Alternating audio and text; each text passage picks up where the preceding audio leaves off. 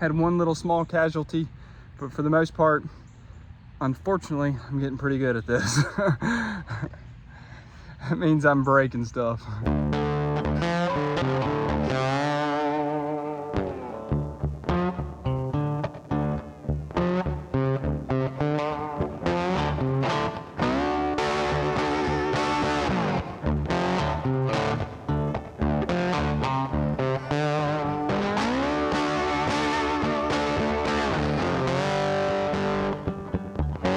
Harper, what do you think? No. No? Like You didn't like that? Nope. Harper got the brake just in time. We almost ran off the side of the trailer because the wheel was just turning so bad. I got the jack, got it up just enough to straighten it, but then when I put it down, it went off. I think we're actually, no, I actually think we are on the ground. So I'm gonna have to jack it up to be able to turn and go from there. You need help? All right, kiddo, come here. All right, guys, let me see if I can get this thing into the place. Hey. Yeah. Say go FFR. Go FFR! Yeah. Hey, Leighton, good job helping me push, buddy. You want to tell the people anything? No. No? All right. Okay, so we're back at it. Here's the plan.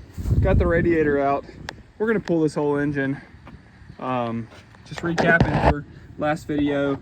This entire rack and pinion snapped off. You can see right there. I lost that during the feature. Well, actually, I think I lost it starting in the heat race. I think it was popping off. And so this whole thing is just connected to nothing. And this car skated up the track like a wave runner without pressing the gas. And that's what it felt like. So anyway, what we're gonna do, we're gonna take this engine and transmission out. We're gonna take the transmission, mount it up probably to the engine from the 11 car. And then the transmission that's broke over there, once we get that repaired, we'll probably take the engine back there. Sorry about the mess, I'm consolidating. And put that one back in the 111 and then refresh this one.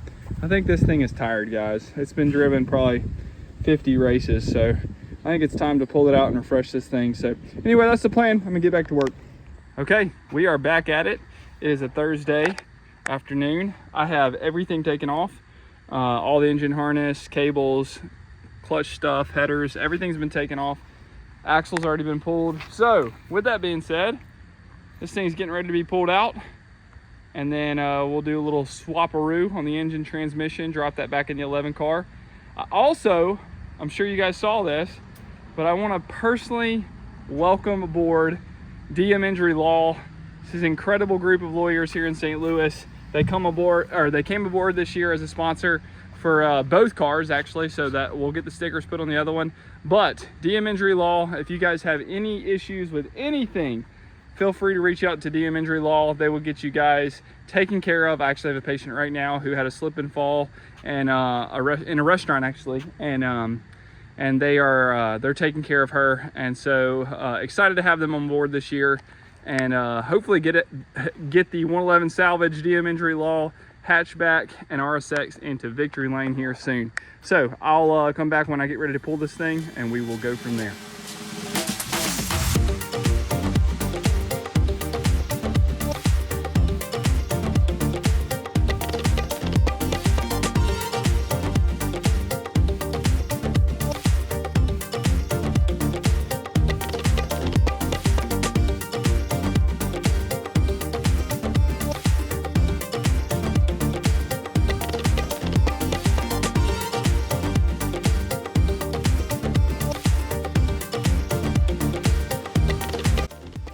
Well, it's that time of the year, guys. Hot. I don't mind it. I actually kind of like the heat because once you're invested, you're invested. You might as well get dirty. Let me show you guys what we got done. Had one little small casualty, but for the most part, unfortunately, I'm getting pretty good at this. That means I'm breaking stuff. Okay, so engine's completely out. I had to go through this door and got the lift off. I've acquired so many parts and I'm consolidating everything, so I'm gonna start selling a bunch of stuff. The only thing that happened was the engine fell a little bit. like tilted over and I broke my throttle position sensor. So so that's unfortunate because those I think are like 50 bucks, but no big deal. We'll get that transmission mounted up to that, try to get this thing back going, and then let me show you guys this is what we were dealing with. That's not supposed to move, so that's why she snapped completely off. And yeah, like I said, not a fun race, but gonna get that taken off and get a new rack put on, try to get this thing back out there too. Okay, we are back in the shop. Here's what I'm thinking I'm gonna do. I was telling you guys I might take the 111 transmission here, bolt it up to the 11 engine until this thing can get fixed. I have another one over at Philip's house that I need to go pick up that was for this engine, but I'm thinking I might just swap them out real quick so we can at least get one of these cars going. So anyway, yeah, you guys can see I've acquired way too much stuff, so I'm starting to get hoses. That is literally just like aluminum scrap that I need to like clean up. And then I've got all this stuff I'm starting to organize: engine harnesses, starters, alternators, throttle bodies. I mean, I am just like drowning in stuff. So I'm gonna start listing some stuff so we can make some money back, because God knows these things are expensive. Let's get to work, guys.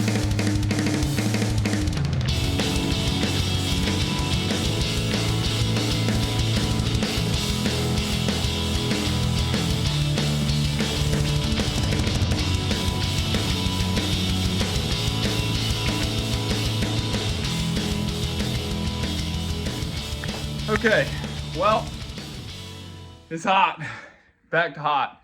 I wanted to do that in one take. I know that was a little bit longer time lapse, but I wanted to do that in one take just to show you guys, I guess, the process of start to finish.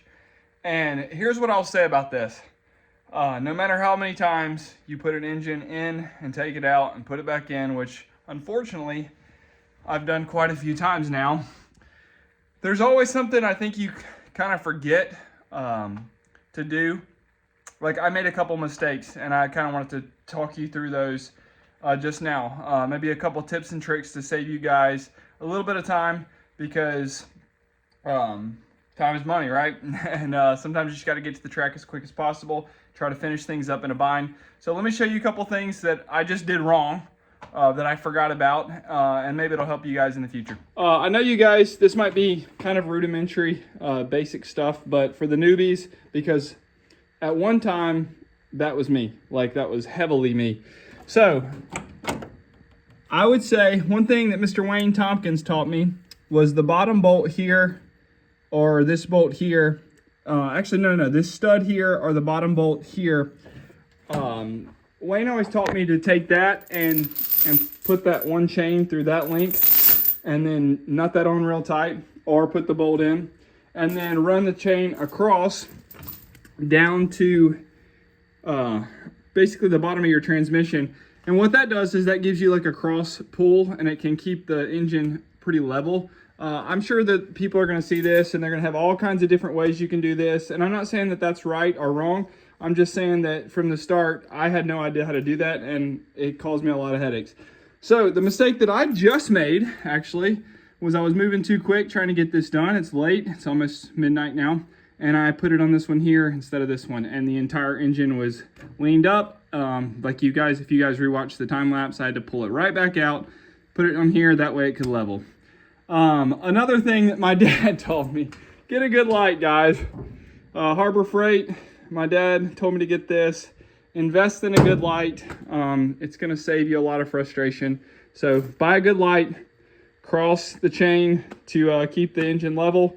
And then the other thing is, Fleming and my dad taught me this one, or just kind of talked this through with me. Some guys like to put this bracket on last. Some guys like to keep it on there first. I would say it is substantially easier to have this bracket mounted onto the transmission and put this down, line it up, get your one holes. This bolt back here is the toughest because the transmission's blocking it. And so if you slide it, if you take, it's got to be short, so don't try to use too long of a bolt. It will not work.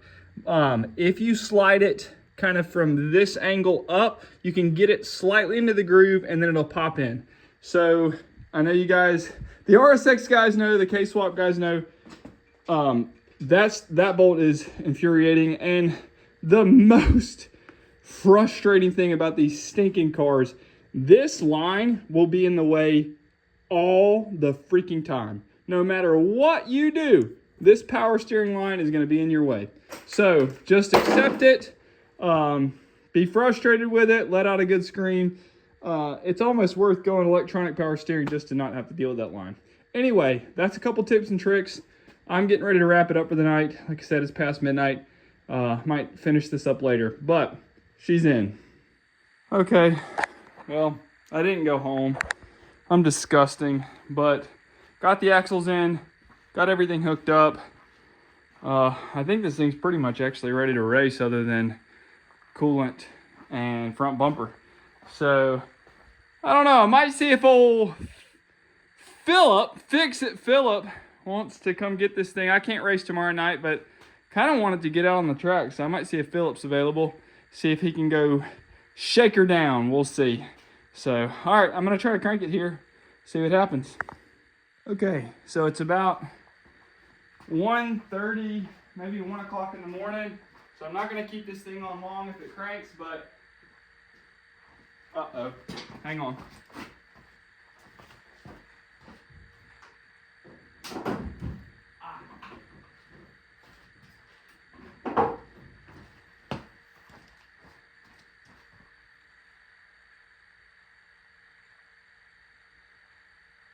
Well, I thought it was something to do with the battery, guys, but I just watched the video and something right here is just started to burn up, and I didn't even have the battery plugged in. So, like hooked up. So I'm really bad at electrical, but I think it has something to do with like a recurrent, what do they call it? A reverse current from the alternator because of the charging system. I'm hoping that's it, because that thing got hot really fast and started to smoke. And I'm praying to God that that didn't mess with any of like my ECU stuff. But I don't see how it would because I have my grounds hooked up. So anyway, I'm going to call it a night. This is outside my wheelhouse and I don't want to cause any other further damage. So wrapping it up here, got a lot done. I'll see you guys in the next segment of this video and we'll try to figure this out. Well, I didn't video everything that I just did, but let me give you guys a recap. Last time y'all probably saw me, I was up here at like 1 o'clock in the morning, and the electrical wire started smoking. So let me show you where that was coming from and what I figured out. Took a lot of resources, Wayne, Philip, K9, all of them. So let me show you what we got. All right, so I went to fire this thing, and then y'all saw me come over here and go, oh no. So this is basically the electrical or the main power wire that we've run. And it was getting extremely hot right there whenever I plugged in the charge harness. And so I unplugged the starter and left the alternator on, plugged that in, and it got really hot. Unplugged the alternator and just plugged in the starter and nothing happened. So that narrowed it down to basically either an electrical issue with the charge harness at the alternator going back to here, or what I just found out was that my brand new alternator is definitely bad. So put an old one back on there, plugged it all back up, fired it up, started the car, everything's good. So I got to reach out to the company, try to get my money back on that thing, piece of junk. And then from here, yeah, I'm just glad that that was the issue instead of an electrical issue, because I'm not very good, like I told you, at electrical. So in the process, ripped out a couple of things that I got to rewire, but that's fine. Got some motor mounts that I need to put on in the front and the back, but this thing is getting close. I'm excited. Get a car at least going until we can get the 111 salvage car back and running. Anyway, I think I'm going to call it a night from here. So just wanted to give you guys a quick update on what I found and where we're at. All right, well, I didn't want to bore you guys with the details, but I believe this car is ready to go.